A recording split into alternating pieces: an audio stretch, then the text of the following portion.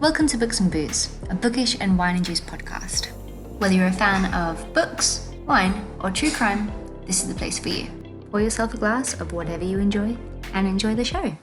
Cheers!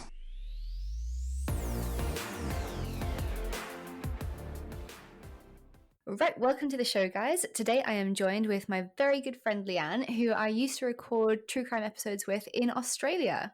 Yeah, hi, how are you? I'm so good. How are you? Good, pretty good. It's early here, but I'm excited to be back with you. I haven't heard your voice in ages. Yeah, I mean, can you imagine? Like a year ago, we were both in Brisbane, I think. hmm Now I'm in England and you're in Hawaii. Yeah, How yeah, bizarre. yeah. I never thought I'd end up in Hawaii, but I mean, it's nice. I can't complain. I know, I wouldn't complain. So today we're going to bring you a true crime episode, and it's going to be birthday true crimes because today is my birthday. Let's start with you, Leanne, because I think yours is a bit more lighthearted than my one. So take it away. Okay, well, I just have to say that when we decided to do this, I was just sort of Googling birthday crime. And because I'm in the US, it comes up with the most depressing list of things like mass shootings at kids' birthday parties and like Mm. toddlers being taken from birthday parties. And I was like, oh my God, I can't do this.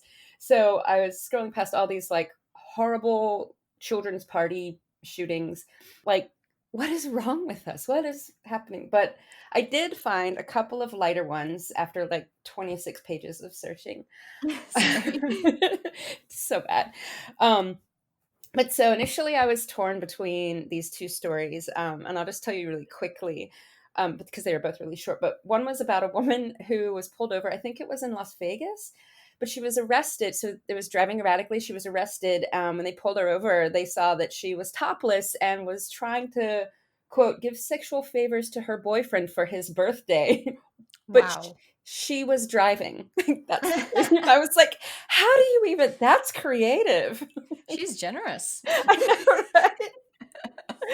I love Um, it. the other was about this woman who went to her ex-boyfriend's house on her birthday and like threw a brick through the window and yelled, "It's my birthday, bitches!" And then they were like, his family was there, so she stole like a plate of food from one of the kids and started just eating it with no fork or anything. Stole a Oh my bottle of God. whiskey and the car keys. Stole the boyfriend's mom's car. Got in and like the cops were looking for her, and she ended up crashing into a cop car. Oh my God. And then got out with the bottle of whiskey in her hand to see if he was okay. And I was like, oh, that's funny. Um, Wow. That might be taking a birthday party a little too far. it's like, that's one way to celebrate. Um, but when I went back to try to find these articles, my search was like full of this other story. So every single line was like different articles about this story. So I'm going to have to do this one. So this is a story of how a sweet little old granny went to jail on her 100th birthday for Oh, indecent exposure. wow. Okay. Okay. So this story comes out of Roxborough, North Carolina, which is in the US South. That's where I'm from, North Carolina. So this place is about a 40-minute drive from my hometown of Durham. And it's like this tiny little town in the middle of farmland. So like tobacco fields, cotton, hog farms, all that kind of um, like small town kind of stuff. But it's actually not a safe small town. It's got a super, super high crime rate, twice as high as the national average. Like I think I read, where's my person? Yeah, over like 93.3% higher than other towns in the US. And surprisingly, there are like very few murders here, but heaps of other violent crime and robberies, burglaries, stuff like that. And I guess it's because there's a lot of drug and gang activity there.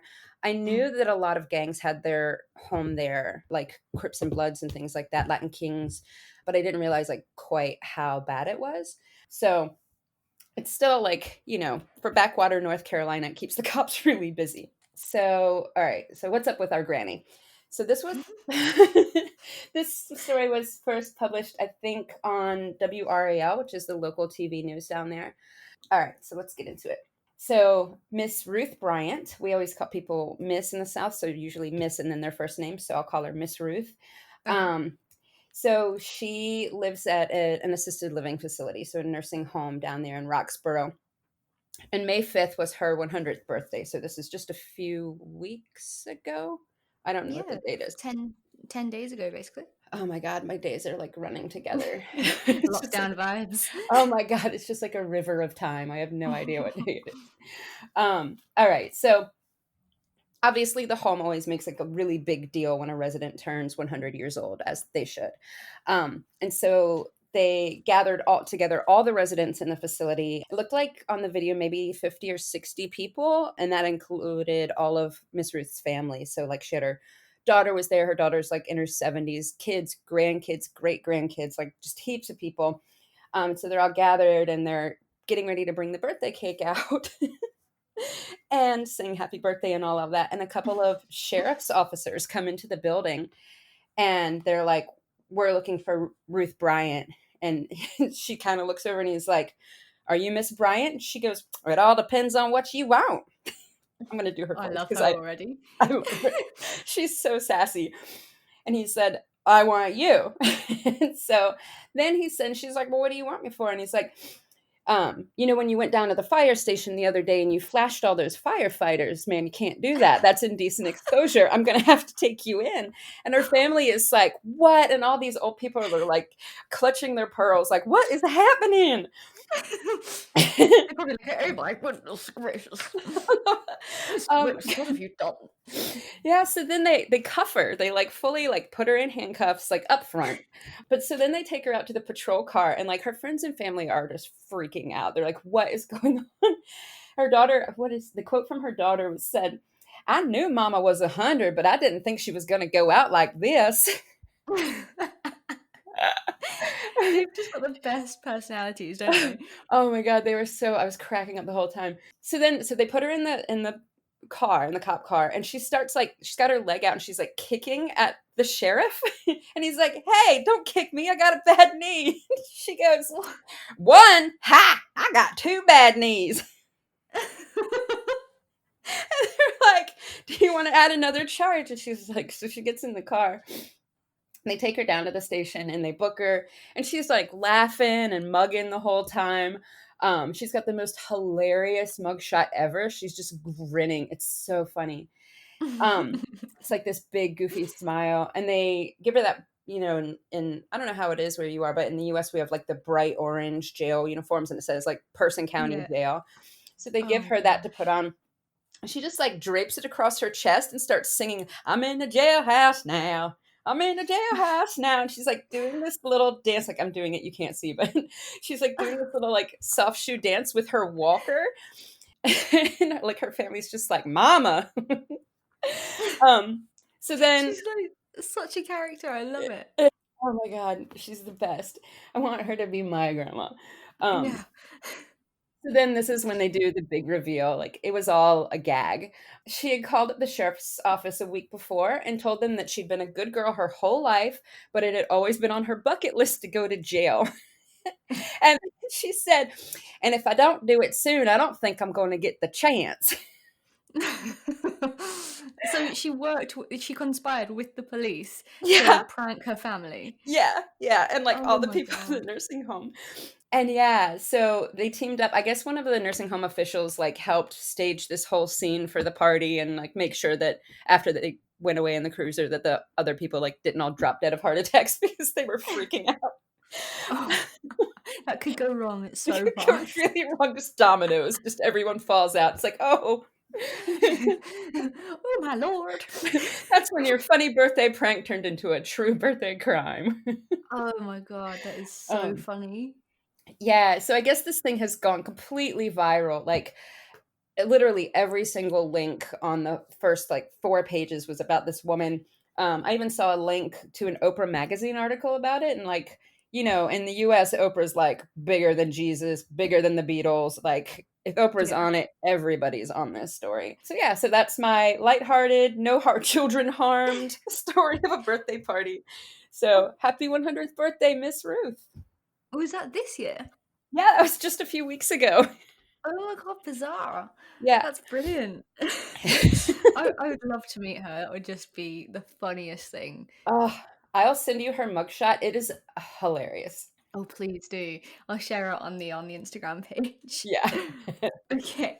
Well, so I actually had a tough time finding a case for birthday true crimes Mm. because I typed in like birthday true crimes and nothing really seemed to pop up besides, the killer clown. Forgotten what his name is.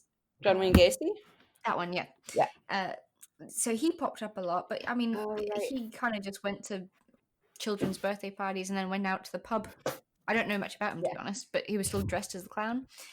So I don't know. I I love really John Wayne struggled. Gacy. I'm a big clown fan. Oh god, I can't stand clowns. Oh, the room I'm in literally is like I have so many stuffed clowns and clown. I'll send you a photo of that too. Oh, please don't. Okay, no, never mind. I won't. You will. You can. I'll put that on the Instagram page as well. But so I mean, clowns. I've always had this massive fear of them, and I went over to my ex fiance's father's house once, and we were having this big dinner, and everything was going so well. I think it might have even been the day that we met officially, Mm. and my ex Sam must have told them, "Oh, be careful, like Jade's scared of clowns." But his uncle decided it would be the funniest thing to go under the table, like as if he was tying his shoe, came back up, and he was wearing a clown mask, and I just screamed and I bolted from the room in tears. That's how scared I am. Oh, oh man. Everybody has that one uncle that like just can't help themselves. They have to be a jerk. Like what? Why? Exactly. But like he was mortified. He didn't realize just how deep my fear of clowns is. Oh no. But so I had a tough time choosing a case, and eventually I went on to all the murderino true crime groups on Facebook, and I was like, guys, help me. I need someone to give me something here. And eventually one of my friends from South Africa, she's got an amazing true crime podcast called True Crime South Africa. Her name is Mm. Nicole Engelbrecht, and she did a case a while ago on this girl called Leigh Matthews, who got kidnapped and murdered the day after her 21st birthday in South Oh, Africa. So that is the case I'm going to be covering today. All that's so right, and sad. 21. I Oh, I remember know, being 21 and you're like fresh faced and like anything's possible. Mm. yeah, I wish I had a funny case, but honestly, I found it really tough to research this stuff. I kind of Yeah. wanted. I try and do themed true crime on my podcast, like around Christmas, I do Christmas true crime or Valentine's Day true crime and stuff. Like I love having a theme, but the birthday one was a bit tougher. But the reason Mm. I thought this case was quite fascinating because there were a few that were recommended to me, but this one apparently there were over 150 officers that tried and failed to solve this case.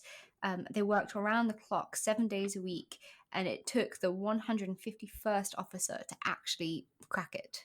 Wow. So it's a super heavy case, right? So it was 2004, and Leigh had just celebrated like her birthday with close family at this Chinese restaurant. Had a lovely dinner there, and then the next day, it was Friday, and she was in this parking lot at Bond University in Johannesburg, South Africa, and she was studying an undergraduate degree in finance there. It was her friend's birthday party on that Friday night, the day after her birthday. So she was going to Okay. meet up with some friends and go buy like this joint birthday present together. So she's in the parking lot and she realizes that she's still got her mother's credit card in her purse. So she phones her mum and she's like, "Oh, mum, do you want to meet me here quick and get your card?" So the mum's like, "Okay, cool." So the mum rocks up in this parking lot but doesn't see Leigh anywhere. I'm Um, sorry. What year is this? 2004. 2004. Okay, cool. So her mother started to call and text her, but everything went unanswered. She carried on trying to get through, waiting in the parking lot, and it took quite a couple of minutes, I think. I think she waited for about 10, 15, maybe even 20 minutes, and eventually her call was answered and she just sighed with relief, but it wasn't Leigh on the other end of the phone. It was a man. Oh no. Yeah. So this guy told her that he'd kidnapped her daughter and he would kill her unless she did everything that he said. And at this point in time, Lee's mother was like thinking it was some big joke between the friends. I mean, I don't know who would actually joke about something That like would be that. a horrible mean joke. I know. But, Oh. I think Yeah. in that moment, Everyone it's wants like so unbelievable. Yeah, you want to believe that that's not real. I totally get that, but yeah. Oh, Yeah. how And, scary. you know, on this phone call and in the phone calls that follow, he sounded extremely professional, like he'd done this kind of thing before. Mm. So she called her husband in absolute hysterics, and Lee's dad then called Lee's cell phone and realized that everything was definitely true because the same man picked up the call. So this guy told Lee's dad, if you get the police involved, Lee is going to die. But he did call a private investigator who recommended definitely getting the police involved. Yeah. But, you know, obviously in private, so this kidnapper doesn't know anything.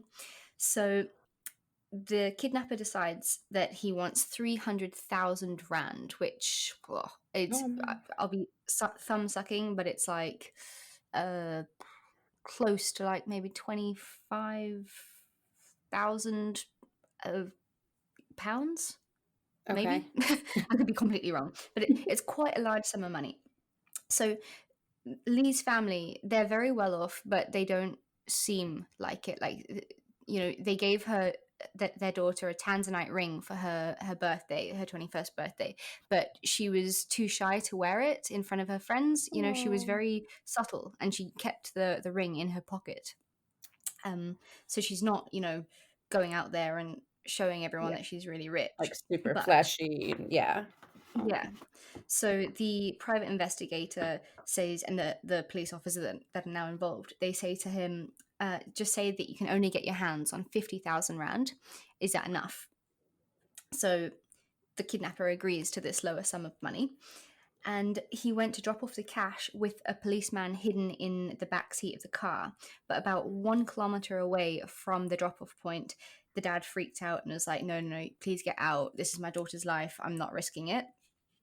So he drops the policeman off on the side of the road, and he was so nervous that he actually drove past the drop off point, and the kidnapper phoned really angry and shouting down the phone. And this is the first time that the kidnapper's true accent came out because he lost his cool so much, mm. and dad realized that he sounded very Indian. Oh. So he went back and handed over this cash, expecting to be reunited with his daughter a moment or two later. But instead, the kidnapper on the phone told Lee's dad to just drive. So he did as he was told, expecting a phone call at any minute, but it never came. So he tried to contact the man, but Lee's phone was now switched off completely. At this stage, you know, maybe there's a part of you that might think maybe it was all like a hoax and maybe he didn't have Lee at all. But unfortunately, Lee's mother had spoken both to the kidnapper and Lee on the same phone call. So Yeah. that was definitely Oh, true so that he had her. he let her talk to her parents? Yeah, he let her talk to her mother just to say, Oh. like, do not get the police involved. That's the worst thing you can do in this situation. Mm. Oh my Yeah, and she was like god. I have crying. 2 I think it kids. was, sorry. Oh, I was just gonna say I have 2 kids, and I cannot imagine, like, how awful, like, if my kid's out with his friend and he doesn't answer me right away, I'm, like, texting him like crazy, like, "Where are you? Where are you? Where are you?" Like, I can't Yeah. imagine, like, the worst case, like, "I'm in a horrible place, mom, and, like, I need your help," and, like, oh my god. Yeah, it's horrific, and you know, but it was so the kidnapper could prove that he had the daughter and that she was still alive, and Yeah. obviously he was desperate for this money. Um, so she was being held hostage, and no phone call ever came back from the kidnapper after he received this sum of money. So that Saturday evening, it was supposed to be when they were celebrating her actual big birthday party, and she'd done this big Pirates of the Caribbean theme. All of her friends and everyone had been invited to this quite like big flamboyant event, and instead of doing that, they were now hosting a press conference about their daughter's abduction. So Lee's dad begged the kidnapper during the conference that to bring his daughter back safely. However, there was absolutely no further contact from the kidnapper, and days started to go by. So the investigation was really intense. People were working around the clock, and eventually they were able to find traces of Lee's phone, which had bounced off of signal towers. And a big search party searched the area where the signal towers had hit her phone, and unfortunately nothing was found. So it's like, everything is just leading to nothing at the moment. 12 days after the disappearance, there was a municipal worker who was out in a field. And Oh, I already see where this is going. Those poor municipal workers, like they're always the ones that find people. Like I can't, you're like, I'm just trying to do my job. I know Oh. it's I can't imagine the things they must see. So he found her body naked in a field, but apparently during autopsy, she was not sexually assaulted. Okay. However, there were 4 bullet holes in her body. It was determined that she'd been dead for at least a week before the body had been dumped. So okay, so they had her body they had her dead somewhere for 4 days before they dumped her. Like, I don't know. I, Yeah.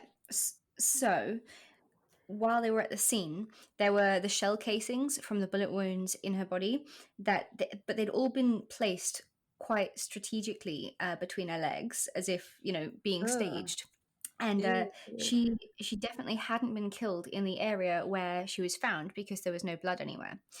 There were also freezer burns on her hand and foot, so it's like she'd been Ugh. kept in a freezer or a cooling system for days before he dumped her body in the field, as the body now is only in the early stages of decomposition.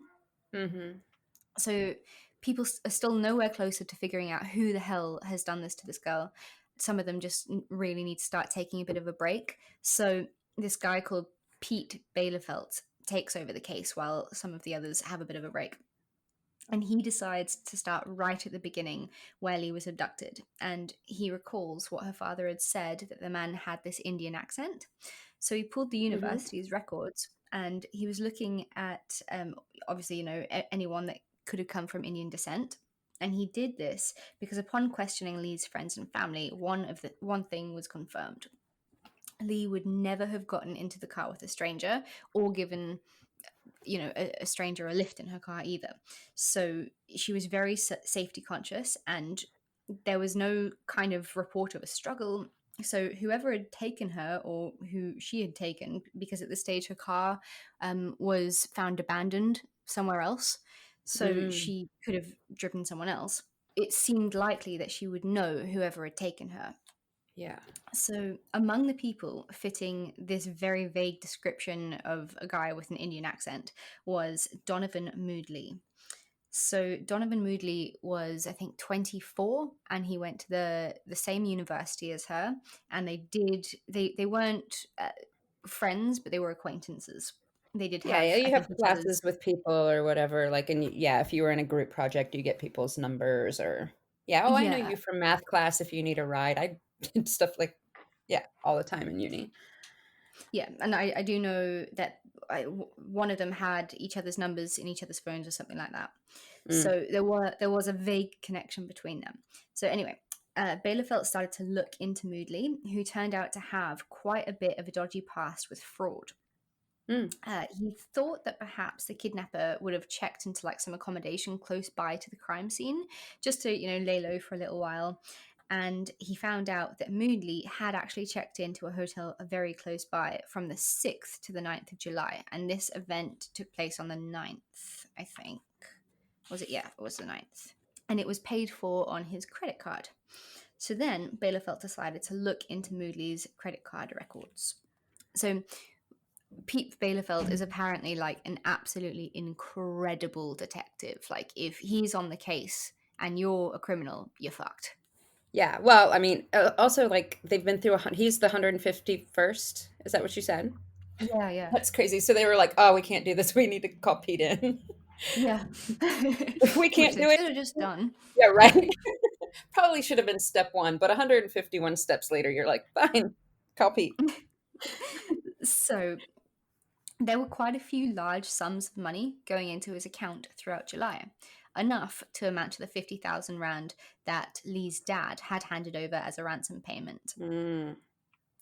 So the expenditures on the card were also huge as well. So he seemed to start living a very luxurious lifestyle from July onwards. And one of the things that he'd done was taken his girlfriend out on a yacht that he'd hired, and he proposed to her with this really stunning ring. The Please don't say ring, it's a girl's ring. no, Okay. it wasn't the Tanzanite ring, but that does come into the story again a little bit later. Okay. This ring, it did turn out, had been purchased with the ransom money. So he's just an evil bastard. So all the evidence is now pointing towards Moodley. Lee's car was discovered abandoned, and Bielefeld ran the unidentified fingerprints found inside with Moodley's, and it was a match. So this is the point where you think, bingo, let's go get this fucker. But Bielefeld was certain that there must have been people helping Moodley, that he didn't do this all by himself. So he just placed him under surveillance. They started looking into his cell phone records, and they were able to match his phone records with Lee's on the day of her abduction. And he'd been in all the areas that her cell phone had hit the signal towers. So he'd also made a number of phone calls to a close childhood friend, as well as to his then girlfriend, now fiance. The police started to suspect that there were about 5 other people in total involved with this crime, but Moodley wouldn't say who they were. So, what was it? I think it was the 4th of October when they had definitely realized they've got enough evidence to lock this fucker away. They arrested him in his home, and he pretty much confessed and pled guilty immediately. But upon arresting him, he said to them, "What took you so long? I've been expecting you." Yeah, like What? no remorse whatsoever. But I think it was because when he realized that Pete Bielefeld got assigned to the case, he was like, "Oh, I'm screwed." It's like, you're like, God damn it, they got Pete. So he claims that he'd asked Leigh for a lift that day in the school parking lot, and while she was driving, he pulled out a gun, and he did have a license for this gun, and he made her drive into a location where her car was later found abandoned. He tied her up, he gagged her, and he left her there, went back for his own car in the same parking lot, and then he fetched her again. And he says that he killed her in a field, burnt her clothes to hide the evidence, but people are very uncertain about whether this is the case and how he actually murdered her. No one's ever been able to determine where the actual murder scene took place, because the other thing he says is that he killed her because the case got so much media frenzy that day of the conference call, where the family were making this big thing about it. And obviously you would, you've got to do something to try and save your daughter. But he got freaked Yeah. out by just how much media coverage was being done. But that was after they paid the ransom and he didn't turn her Exactly. over. So I don't think he ever planned to turn her over. No, I'm not sure. I don't know. Because she would have been able to identify him, right? Like, I kind of feel like maybe just because trying. he put her in the boot of his car and drove around for ages before actually killing her, apparently. And I actually wonder if maybe something went wrong or if he suffocated her in the car, but I guess that would have come out in the autopsy results. I have no idea what his motive was to actually kill her, but he was sentenced to just 40 years in prison, which I don't understand. So he's getting released at the age of 65. Yeah. Ugh. He has attempted to appeal his sentence, but it was denied every time. These people who like have overwhelming evidence, they totally confess. They're like, "Yeah, I did it," and then they're like, but I want an appeal." Like, no, screw you, die, Yeah. die in I jail. hope he's getting gang raped and butt raped in there. Gang raped and butt raped. Yeah, all the of them. rapes. Rape is wrong, but if it happens to you, I'm kind of willing to bend. I mean, it was interesting that he didn't sexually assault her, but he said he did that because the only reason he took her clothes off was to hide evidence. But well, he was getting ready to propose to his girlfriend, so he doesn't want to. And this is where the Tanzanite ring comes in. So you know how serial killers or just a killer in general, they always kind of keep a little bit of a keepsake. Yeah. Trophy. Yeah, He trophy. had realized I think through the media coverage that there had been a Tanzanite ring involved in what she was wearing. So we went back to the scene of the crime, and he found the ring, and he hid it apparently in Oh, a CD case in his room, which the police found when they were searching his house. CD cases, very Yep. 2004. Like I haven't seen a CD in years. Well, this draws to the last little bit of the case, right? And because the dad said that this guy sounded so professional on the phone, which is odd considering he was only 24 at the time, but um, Yeah. Moodley has potentially abducted others before Leigh. He, they started looking back into his bank account records, and huge sums of money were coming in at different times, up to like 92,000 Rand here and there. And the Pete Bailiffelt and everyone, they think that maybe there had been other victims who had just paid ransom, and they'd gone back quietly into their lives with whoever was kidnapped and just kept their mouths shut because they'd been told if they spoke up about Oh, it, they'd get killed or something. Yeah. they died.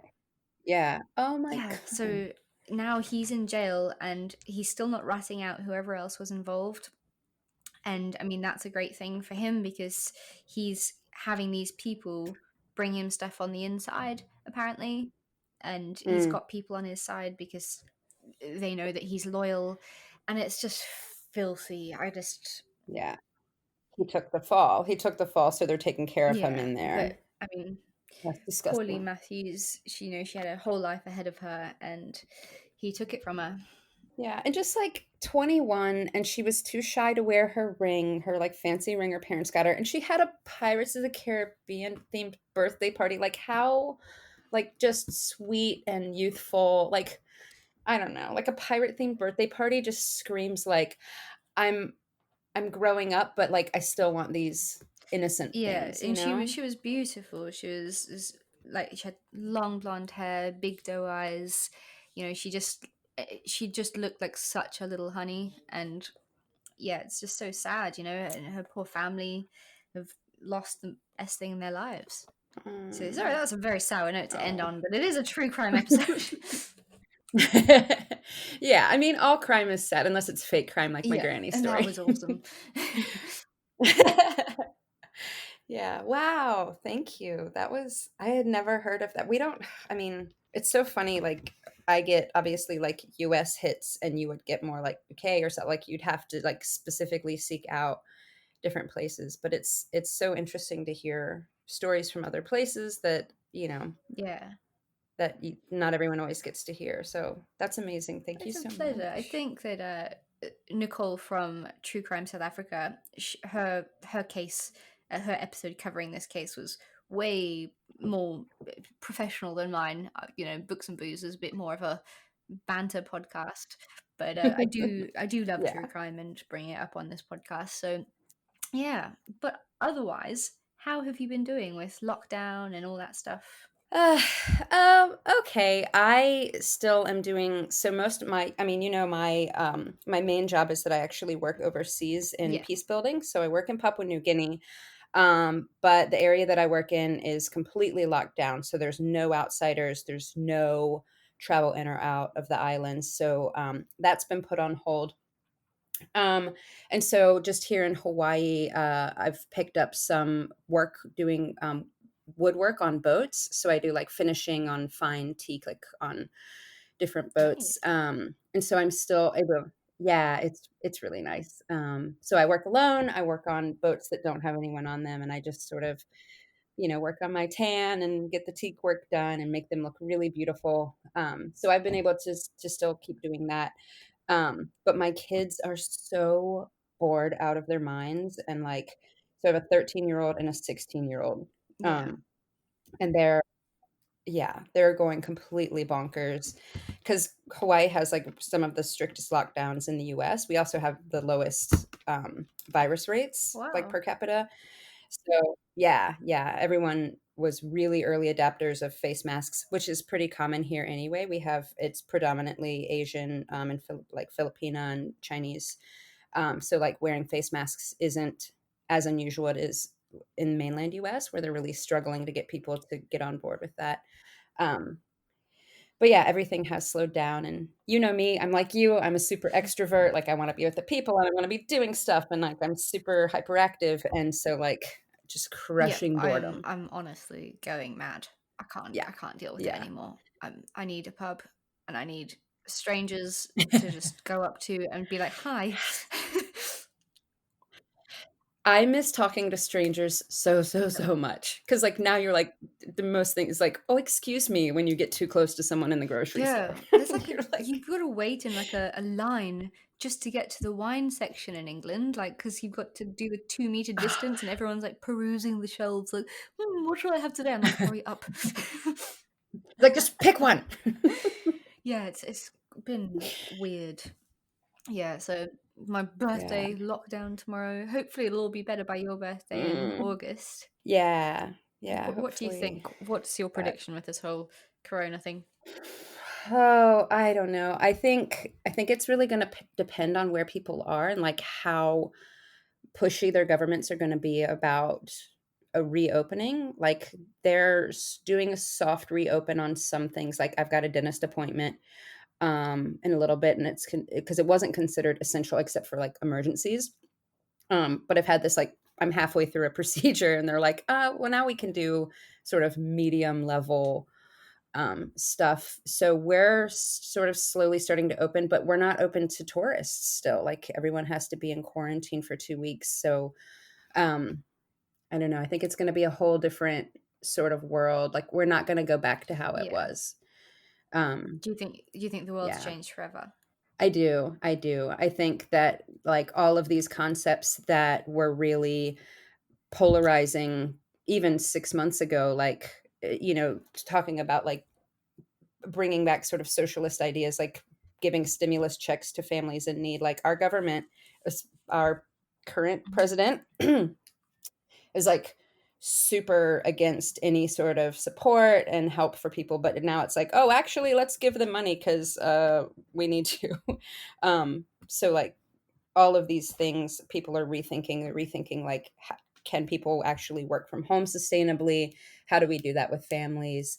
How do we recover economically? How do we protect ourselves from this sort of thing happening again? Um, and I think that just it's like a hard reset.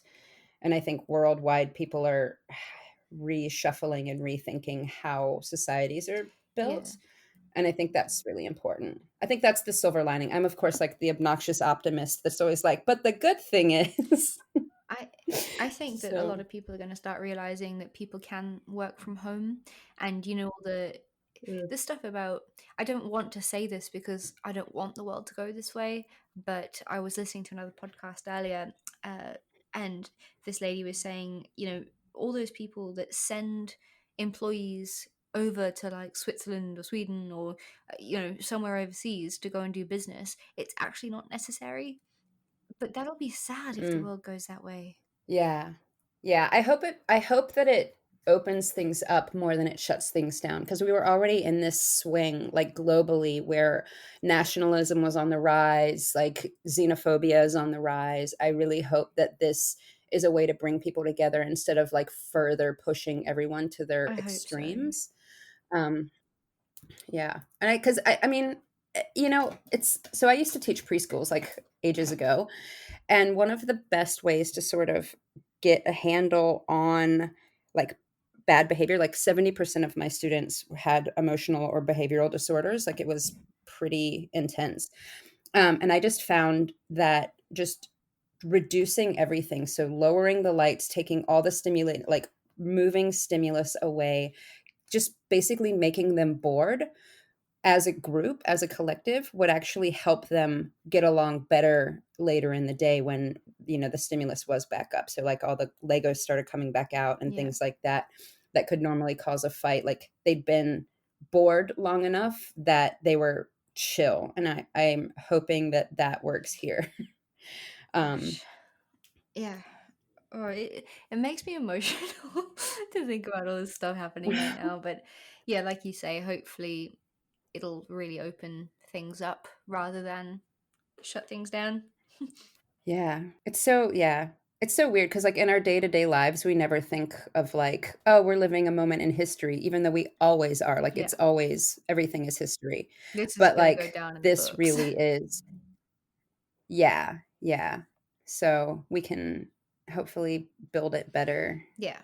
I don't know, I just wanna travel again, I wanna go back to Papua New Guinea, I wanna go everywhere, I wanna come visit you, I wanna Oh, go different I'd places, love to so see you again. yeah, yeah. My mother-in-law used to live in London for a long time, so she's, like, always got friends over there. She's like, "Oh, yeah, anywhere you wanna go. I've got friends you can stay with." And we're like, "Great, we'll get on that in a year or 2 or whenever we're able to Yeah. move I mean, again." obviously, I can't afford freaking life right now. I can't afford a glass of water, but um, but Ugh. the fact that I don't have the option to travel at the moment Mm. is just absolutely destroying my soul.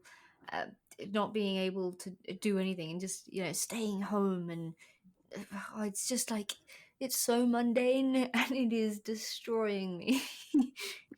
But yeah, like I've started up this thing, like a website on Fiverr, Fiverr, where you can put Int yourself up as a freelancer and people can hire you to do odd jobs. Like I've put myself up as like a proofreader, an editor, a book reviewer, and a voiceover artist. And I'm it's only pocket money really, but I'm earning a little bit that I can just stash away. It's not enough to buy my month's supply of wine, unfortunately. But it's something. Yeah, that's good. I hadn't heard of Fiverr before. I'll check that out. Yeah, I've been doing some, like, copy editing work on the side. I'm supposed to finish this film, but, like, I just can't get motivated to do it. Which I need to do because they've literally, like, they've paid me 2/3 of what I'm supposed to be paid for it, and then I get the next third, I submit my Okay. invoice tomorrow. So that means that they've paid me for something I haven't done yet, and I'm, like, feeling pressure, but also, like, I just have 0 motivation to do it, so Yeah, that's my problem as well. When you're like so down and low and stuff, I'm just like, ugh, I don't actually feel like doing anything. Yeah, yeah, that's the worst is, like, when you're so bored, you can't even, like, be bothered to think of something to be unbored. You're like, "I could do projects, but I'm just happy to sit in my boredom." Exactly. Like, You're like, "What else is on and TV?" it's like in my mind, and I know I put ginormous amounts of pressure on myself, but like today is my birthday, and I just didn't want it to come. I was just like, oh, I don't want to get older because it means like another year has gone by and I haven't got my shit together yet. Like since leaving Australia, I have not been able to pick myself back up. I'm literally Mm, surviving, scraping by financially, and I'm just like, this was supposed to be my year of moving overseas to Europe, making money, saving it, getting my own flat and a good job and a car and getting my life together. And now I'm just fully reliant on everyone around me and feeling so useless. And it is soul mm, destroying to say the word again. yeah. Oh, But you'll be fine though. You always bounce back. Like, you're so, like, yeah. yeah. You're so charismatic and so energetic and, like, positive. You'll be fine. It's just you gotta get Mm. through this really shit time I right am now. usually so uh, positive and stuff, but coronavirus is testing me. But yeah, I'm sure everything will be fine once the world opens back up and I can get a job. It'll be great. But I would Yeah, rather be yeah. in Hawaii. Are you allowed in the ocean? Yeah, so they it's super funny because it's such a beach culture here. They even when they closed all the beaches, they said, "Okay, well, the beaches are closed, but you can be in the water or walking on the beach." So you could, like, go out and surf or, like, we have sea kayaks, but you couldn't, like, hang out and Okay. sit on the sand. As long as you were in motion on the sand, you were fine, but they found that really hard to enforce. And so now what they're doing is like, okay, well, you can be on the sand as long as you're like 2 meters away from each other. And so people have been pretty good about that. Like the only places they're really monitoring is down in Waikiki because there's are still some tourists coming in and like breaking quarantine. They're actually arresting people now if they break Wow. quarantine, like incomers. So if you're not a resident, you're mandated 2 weeks. I think even if you are a resident, but they were seeing people still out on the beach, and so they actually, it's really weird. It's very like dystopian Yeah. future movie thing. They have drones flying over, and like if they spot people on the beach, they'll like the drones have this recorded thing like, you must be off the beach, like stay 6 meters away, like you can only be in How the water. And crazy is that? so yeah, these it's so weird. Like the drones will just like fly up to people and yell at them and then fly Welcome to away. 2020. It's so such a Ugh. strange thing. But yeah, but we're allowed in the water, so trying to get our kids to like go out, and one of them's learning to surf, the other one really likes the kayak. Although he's got a couple friends who surf, so I think he might get into it How's your eventually. face? Because you But whacked yourself in the face with a kayak paddle, didn't you? it wasn't the paddle, it was actually the boat, the whole, so I Oh, flipped it on a wave, and it when I surfaced, when I came back up out of the water, it had been hit by another wave and was like up in the ooh. air and just landed right on my face. It was They're so, heavy. so painful. Yeah, it's really heavy. I'm surprised I didn't lose consciousness, but I didn't even realize, I thought I was bleeding from the top of my head because that's where it really hurt. And I come out of the water, I was like, "Am I bleeding?" And my husband's like, "Yeah, from your nose." And I looked, and like, yeah. But luckily it was just a little cut. It's already healed. My nose is fine. The bump on my head is still like a little Oh, tender, but yeah, I didn't get a concussion, which was really good. And I was like, I'm definitely concussed and I don't want to have to go to the doctor right now. ouch. I But mean, you're lucky you didn't yeah, break but your I was, nose. yeah, yeah. It's, yeah. So lesson learned, turn faster. All right. Well, I think that brings us to the end of the episode. It was All right. absolutely lovely Well, to it's, chat to you. yeah, you too. I'm so glad to hear your voice again, and happy Thank you birthday. so much. Not that I want a birthday. Well, you get a birthday whether you Oh want one or no. not. So, So I'll chat to you next time, Leanne. all right. Yeah, Bye. it's great talking to you. I'll talk to you soon. Bye.